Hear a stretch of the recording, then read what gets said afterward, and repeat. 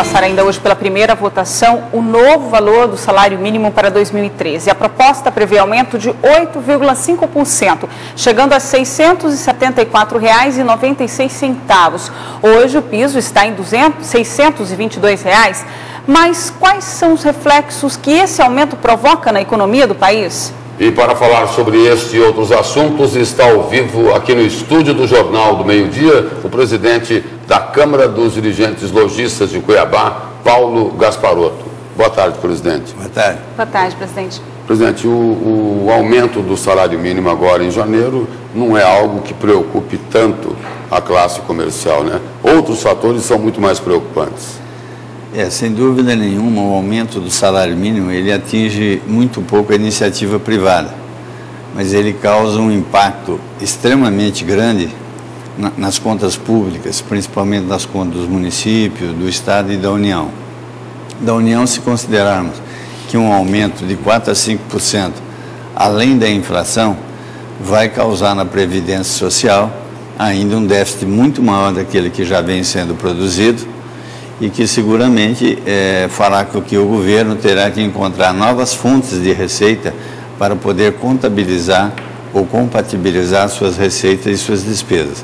No âmbito dos municípios, grande parte desses servidores também são servidores assalariados, que os municípios já em situação de extrema dificuldade que vem passando, terão ainda um aumento acima da inflação, que seguramente terão muita dificuldade em promover ou aumento de carga tributária ou buscar novos recursos, novas fontes dentro do Estado ou dentro da União.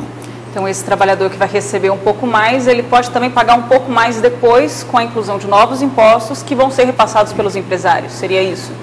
Isso para o comércio é extremamente importante, né? O aumento da renda da população e, obviamente, que esse aumento do salário mínimo vai atingir principalmente as famílias de baixa renda, que vão usar esse aumento para o consumo. E para o comércio, logicamente, isso é extremamente importante.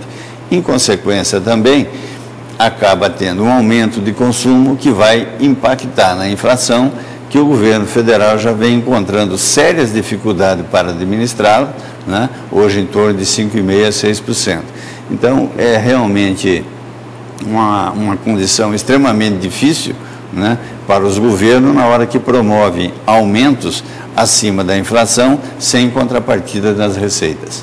Presidente, na última vez em que o senhor esteve aqui, foi discutido a questão das obras da Copa do Mundo e a reclamação aí é que faltava um pouco mais de planejamento por parte da Secopa em relação ao comércio de Cuiabá e de Várzea Grande. Essa questão aí já foi equacionada ou ainda não?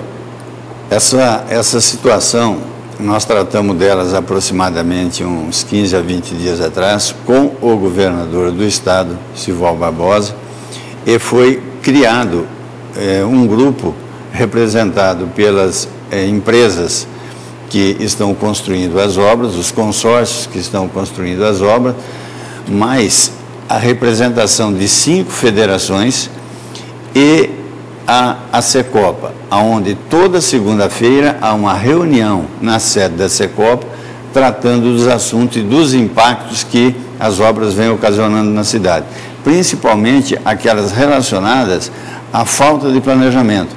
O cidadão que está estabelecido, ou o próprio cidadão que utiliza os meios, né, de locomoção, quer de ônibus ou de veículos próprios, pelas dificuldades que nós temos hoje em saber quando começa a obra e quando termina a obra.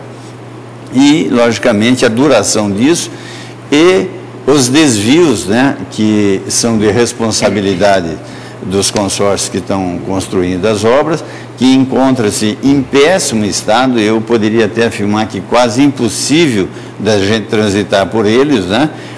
Principalmente agora ocasionado também pelas chuvas que vêm ocorrendo, e que essas reuniões têm surtido algum efeito, onde nós estamos tentando passar informações também aos consórcios que não é possível mais a gente trabalhar da maneira com que vimos trabalhando.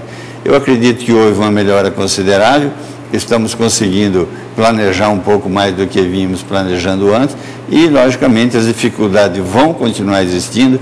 Essa semana já estão interditando a Avenida do CPA, que é o principal corredor da nossa cidade, para a instalação do VLT e, logicamente, esses problemas irão, sem dúvida, se agravar em muito e nós vamos ter que ter paciência e tolerância para poder também conviver com eles. Falando em reunião entre o setor, justamente o setor produtivo e o governo do estado, ontem e hoje o senhor participou de uma reunião para fechar um acordo em relação a uma das mensagens do governo que pede a transferência de recursos de todos os fundos para conta única. O que ficou acordado? Nós trabalhamos essa semana praticamente a semana toda no sentido de buscar solução para a utilização por parte do Executivo dos fundos que estão criados. Principalmente os fundos que são públicos e privados. E o Estado vinha usando grande parte dos recursos dos fundos para atender, logicamente, dificuldade dentro do seu orçamento. E isso vinha incomodando o setor produtivo, porque a lei que criou o fundo ou os fundos, esses recursos têm um direcionamento para contemplar aquela expectativa da lei que foi criada. Como isso não vinha sendo feito, o governo vinha colocando esses recursos no Caixa Único do Estado, nós tratamos através das federações que representam o setor produtivo e ficou estabelecido que a mensagem do governo, que deverá ser votada essa semana na Assembleia, o governo do Estado, durante o ano de 2013, poderá usar 30% dos fundos públicos privados e, logicamente, os fundos são apenas 3, que são privados, ficarão de fora desse percentual. E agora fiscalizar vai ser impossível, né? Os recursos desses fundos, né? Não, ficou estabelecido também e está constando na mensagem que o governo terá um prazo de 120 dias para criar de fato os conselhos que vão administrar os fundos e os integrantes serão aqueles contribuintes dos fundos. Mas a lei é aprovada agora e entra em vigor em 1º de janeiro. 1º de janeiro. Quer dizer, durante 4 meses fica um cheque em branco para o governo, não, é isso? O governo poderá utilizar só os 30%, mas o restante do valor dos 70% terá a participação efetiva dos conselhos para saber que destino vem sendo dado. Agora, nesses 30% o governo não vai precisar prestar contas. Esses 30% entra no Caixa Único do Estado e ele vai destinar ao pagamento daquele que ele achar mais conveniente. Inclusive salários. Inclusive salário. Muito obrigado pela presença do senhor aqui no Jornal do Meio-Dia e também pelos esclarecimentos. Ok, obrigado, foi um prazer. Obrigada, presidente.